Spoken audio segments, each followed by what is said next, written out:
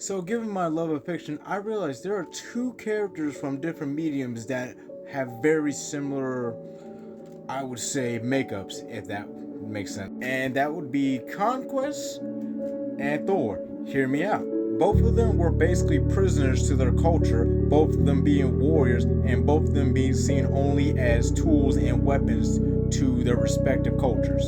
For instance, Conquest knows that he can be more. He even admits this to Invincible when he's fighting him, that he could be so much more, he's capable so much more, he's only seen as a weapon. Now, given we've seen this from Nolan, but the thing is though, Nolan's case is different because Nolan was actually able to settle down and have a family of his own during his mission and travels.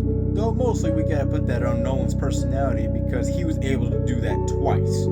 Thor being the same way, just a lot more deeper, seen as only that he had that he was used by a tool by his own father, only seen as a weapon or tool, not as a person. But the fact is that Thor had the worst because his dad we've only seen what it looks like from Thor's point of view and from Odin's point of view, where Odin currently just outright berates him throughout the whole entire video game whenever you see interactions between them. And just like Nolan, Thor was able to have a family that, something that kept him grounded to, as you could say, the earth in a way. But even that did not stop from Odin's abuse, because sadly, eventually, both of Thor's sons were, let's just say, caught in the crossfire of Odin's plotting, and they ended up losing their lives. And in a way, this was what woke up Thor, realizing that he needs to change, which is why he stopped drinking for the sake of his daughter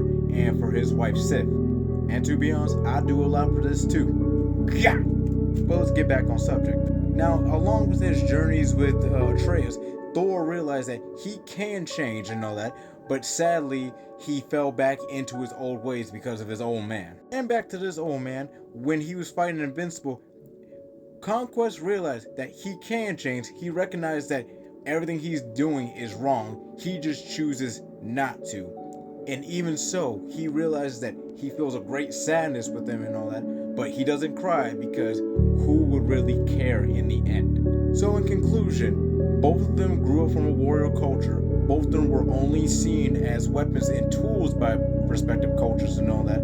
That's usually where most of them end in similarity. With differences being the big difference is that Conquest knows he can change. He knows he's capable of doing so more. He just chooses not to. While Thor knows he can change, wants to change, hell, he chose to change, just never got the chance to. But hey, that's what I think. What do y'all say? Till next time.